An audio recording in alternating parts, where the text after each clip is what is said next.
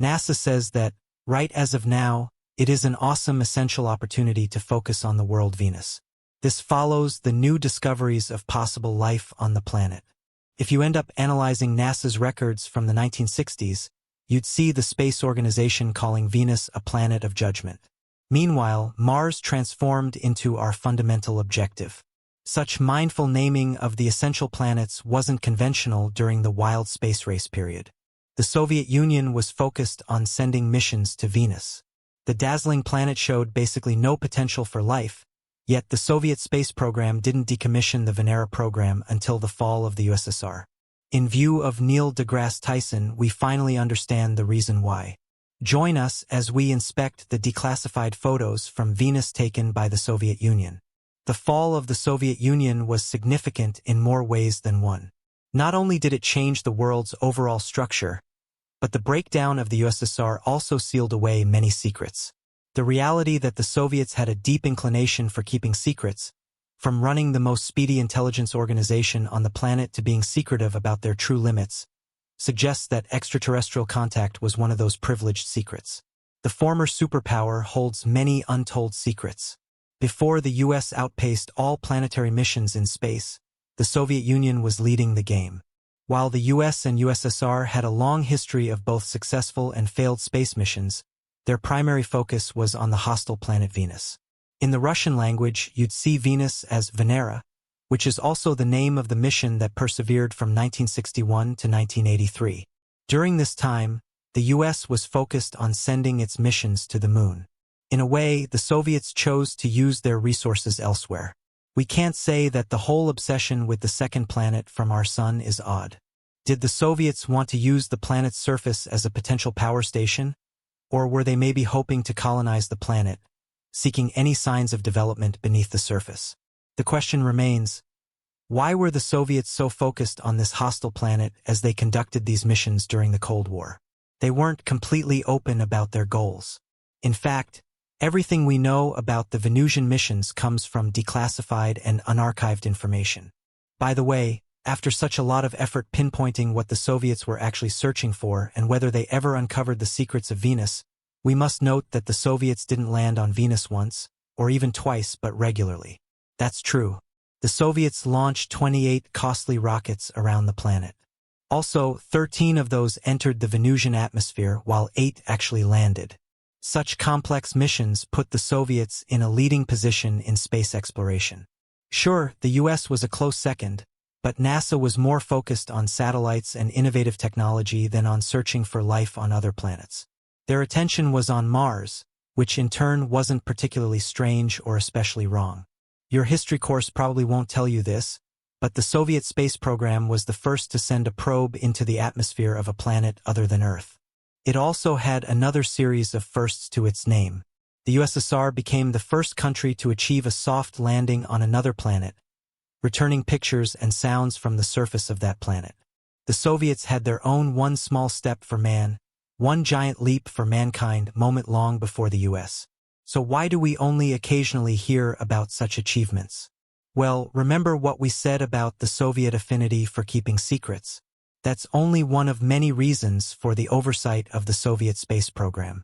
In 1992, the famous office was decommissioned following the breakdown of the USSR, and the program had to be reestablished under a new Russian identity, Roscosmos.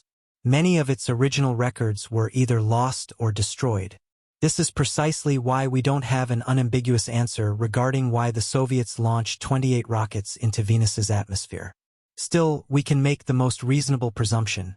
Maybe the Soviet decision to explore Venus was more about cost efficiency than anything else. It's not to say that the space program didn't recognize the planet's actual potential. They were looking for reasonable water levels, sunlight radiation, and the general characteristics of the planet. Without a series of these space missions, it would have been exceptionally challenging to assess Venus's high temperatures and thick atmosphere. Today, many astronomers don't believe that the hostile planet could support life. The temperatures there are high enough to melt lead, and water is scarce. Besides, due to its thick air, the atmospheric pressure on Venus is roughly 90 times that of Earth.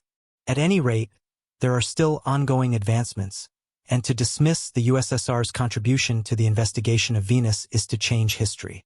As far as the Soviets were concerned, Venus was worth studying, even though exploring other, more hospitable planets like Mars wasn't entirely impractical. It was more costly than sending probes to Venus. Everything essentially boils down to the distance from Earth to another celestial body. On average, the hostile planet is only 40 million kilometers away from our home, while Mars is on average 250 million kilometers away. Such vast differences in distance result in enormous differences in cost. Had the US not been the world's largest economy, it might have never even explored Mars easily. Various reports suggest that Soviet missions were dangerous and had significant technical gaps. Of course, the rockets couldn't cover immense distances, and the organization had a poor history of losing contact with its rockets. So, it makes sense why the Soviet space program chose a more pragmatic and relatively closer mission that would yield results. At any rate, if we don't consider the space race in this context, the story of the Venera missions would be incomplete. The US wasn't even on the space map when the Soviet program launched the first artificial satellite, Sputnik 1, in 1957. This move began the space race and kept its momentum. What's particularly interesting is why the US focused on the Moon rather than Venus. NASA had a series of disappointments with its Venus missions during the 1960s, and thus, the US Space Organization hit a diversion known as the Venus Curse. Each time they launched a probe into Venus's atmosphere, it failed. This was exactly when the Soviet Union saw an outstanding opportunity to capitalize on NASA's failures. Around that time, both the US and the USSR were determined to win the space race. The best strategy was to exploit two specific opportunities. It was a quiet yet indisputable strategy. The Soviet space program seized Earth's sister planet as its first victory in the space race, accomplishing something its rival had failed to do. No matter what, the Soviet Union's limited resources and wavering government were no match for the relentless pursuit of their space goals. They repeatedly launched missions to Venus to maintain their leading position over the US. In contrast to NASA's focus on the Moon, this key decision wasn't without ill will. Additionally, clever exposure was used to cloud their major failures with Venus. The American government was prompted to explore the USSR's focus on the planet with the media, labeling Venus the evil planet, while Mars became humanity's destiny. These names didn't matter to the Soviets. Their mission was to show their supremacy over the Americans, and they succeeded in doing so. The Venera missions are nearly forgotten in modern history, but despite their early difficulties, these missions were remarkably advanced, super innovative, and aggressive. At the start of the space age, the Venera missions led the way. Back in the 1950s, the Soviets began testing the designs and technical details of the probes. Over the next 30 years, they continued to build and launch interplanetary rockets as part of the Venera program. Since the program ran alongside the Cold War, the Soviets focused on improving their resources. Fortunately for them, the early years of the conflict gave them more resources than the US, which turned out to be incredibly important. It allowed them to build larger rockets designed to break through high altitudes and cover vast distances. The Soviets rushed to experiment with both manned and unmanned rockets, while the Soviet scientific community worked on a series of measurements and evaluations to create exact courses for the Venus missions. Behind the scenes, their Mars programs were also running. Nothing was more important than developing advanced instrumentation for these missions. This led to significant breakthroughs in the history of space exploration. In 1966, the Soviet Union launched Venera 3, making it the first artificial probe to enter the atmosphere of Venus and successfully land on the planet's surface. This accomplishment raised the competition between the two superpowers. Unlike the American missions, which were plagued by failures and accidents, the Soviet program continued to make progress. Despite their wins, the USSR managed to send successful probes into Venus's atmosphere. The main point of contention with this approach was the limited design capabilities. The Soviets quickly overcame their design issues and launched the most sophisticated probes of the Venera program during the 1970s. Their pioneering efforts allowed them to achieve the first concurrent launches of Venera 4 and Venera 5. According to most history experts, this was the most extraordinary decade in the history of space exploration. Surely, the US tried to develop similar launch methods.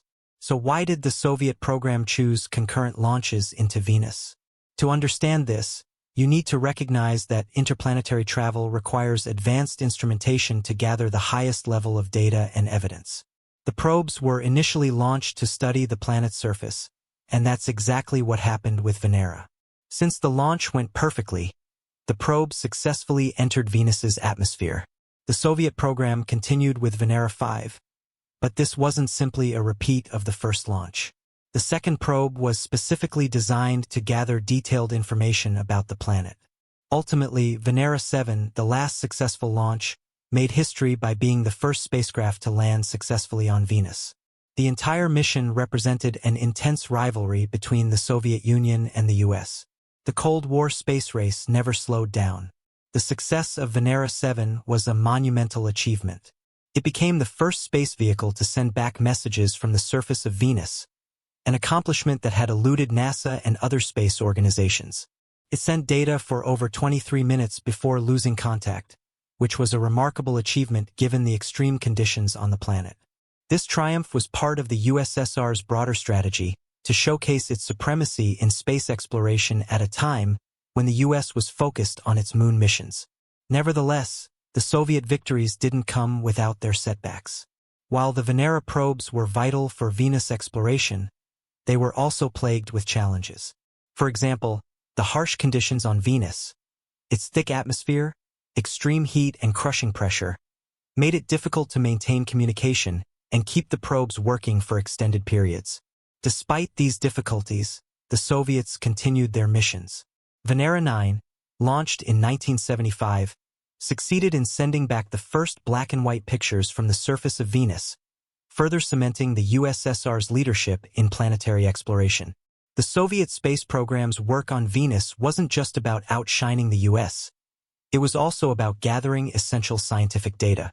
The Venera probes helped establish that Venus had a surface temperature of around 465 degrees Celsius, 869 degrees Fahrenheit. Extremely hot for any Earth-like life to exist. The probes also confirmed that the planet's atmosphere was primarily composed of carbon dioxide, with clouds of sulfuric acid, making it one of the most inhospitable places in the solar system. Despite this harsh environment, some scientists have continued to speculate about the possibility of life in Venus's upper cloud layers, where conditions may be more temperate. Recent discoveries, such as the detection of phosphine gas in Venus's atmosphere, have reignited interest in the planet. This has led to renewed efforts by space agencies like NASA, ESA, and Russia to launch new missions to Venus, as scientists seek to learn more about its history and whether life ever existed there.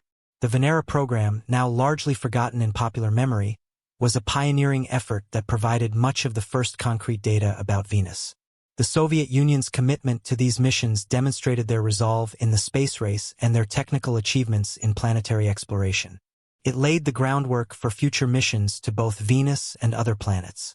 With the collapse of the USSR and the discontinuation of the Venera program, Venus exploration slowed down. NASA's focus shifted to Mars, and much of the academic community turned its attention elsewhere.